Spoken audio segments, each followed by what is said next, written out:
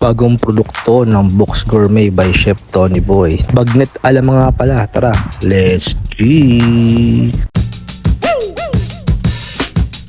So, mag-deliver muna pala ako ng order sa akin ng gourmet alamang. Ayun, tara, let's G! Okay mga tol, tapos na pala mag-deliver ng mga alamang. Mamimili tayo ng mga ingredients, tara, let's go! Naabutan pa nga tayo ng ulan mga tol, pero syempre kailangan natin mag-grind, diba? Sipag-sipag lang, tropa! So, nandito na ako sa Marikina Bayan na naman tayo mamimili mga tol. Tara, let's G! O, lagi naman tayo dito dumadaan eh. Ito lagi yung daanan natin papunta doon sa suki natin. Ayun yung suki, ayun yung suki oh. Ayun, diba? Makikita yung suki dyan po. Suki ng alamang yan. O, all goods yung mga alamang natin tol. Yan.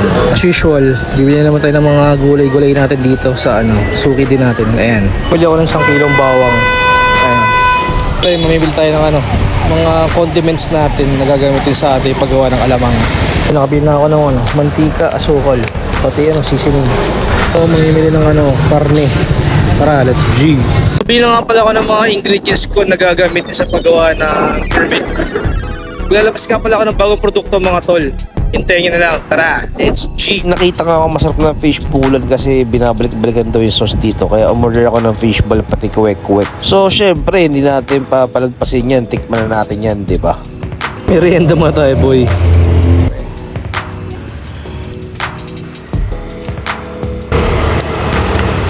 Gab. Tapos ka mo lang pala magmerienda. Pauwi na pala ako sa bahay. Ayan, malapit na ako sa bahay tol. Tara, magluluto pa tayo ng hapunan. So, nandito na pala ako sa bahay. Ayan, park lang ako. Bahay na pala ako. Let's go. So nagluto na nga pala ako ng breakfast pero dinner yung mga tol. Nag-request na naman kasi ng itlog yung ko kaya nagluto na lang ako ng ham and egg omelette. Tapos meron din pala ako leftover na sweet and sour na pork. Pala yung leftover na sweet and sour pork. Dito yan yung leftover na pansit. Yan. Ang konting toy lang. Mga yan. Okay na yan. Ay! Nahalo lang. Ayun, di ba? Luto na yan boy. Init ko lang naman eh. Ito na yung ating hapunan. Meron tayong pansit, ham and egg omelette, pati yung sweet and sour pork, diba? Para ka nang naka-choking laureate boy. So kakatapos ko lang pala magluto ng dinner natin. Bali babalawan ko lang pala yung pisngi o yung batok ng baboy. Tapos ayan. Bali pakukuluan ko lang sa loob ng isa't kalahating oras. Tapos titimpla ko lang ng bawang, paminta, laurel, tapos asin, pampalasa. Maglalagay rin nga pala ako ng tubig. Syempre para lalambot yung kulang tubig, di ba? Hindi joke lang. So pakuluan natin yan. Hantayin na lang natin kumulo. Tol ko malambot na yung ating pinapakuluan. Mukhang hindi pa. Ayun tol, habang natin maluto o lumambot yung pisngi ng baboy. Gagawa na tayo ng alamang natin.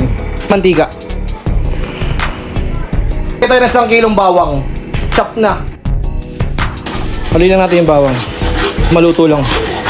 Ganyan naman sa sa pagluluto ng alamang. Tostahin mo natin yung bawang. Ayan.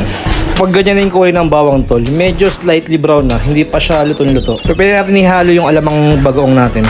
So every week nga pala ako gumagawa ng ating bagong alamang.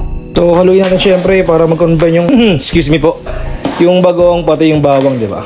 So nakakapagod din magluto ng alamang tol. Tiyagaanan talaga. Ayan. Boy, after ng 1 oras kalahati, papatayin ko rin pinapakuluan natin. Baka malambot na yan syempre, di ba? Pwede na yan boy. Ayan.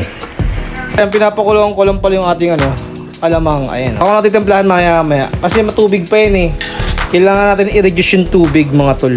So ayan. Bali malambot na nga pala yung ating batok o yung pisngi ng baboy. Bali hiniwa ko lang ng ganyan. Tapos palalamigin ko lang pala siya sa refrigerator sa loob ng mga 2 oras. Para mamaya pag prinito natin is yung malutong na malutong. Tapos ito na nga pala yung alamang na niluto ko. Medyo malapit na pala maluto yan. So magpapait na nga pala ako ng mantika para pag nagprito tayo ng ating batok o yung pisngi. Diba? Mait na yung mantika. Malipas nga ng 2 oras pwede mo na prituhin yung hiniwa natin na baboy. Ayan tol, malutong na yan. So yung timpla nga pala ng ating bagong alamang pati itong bagnet is parehas lang pala ng timpla yan. Ang pinagkaiba lang syempre gumamit tayo ng baboy na prinito syempre, diba? So ayan, tikman natin. Sakto dumating na rin pala yung pinagawa kong sticker. Thank you.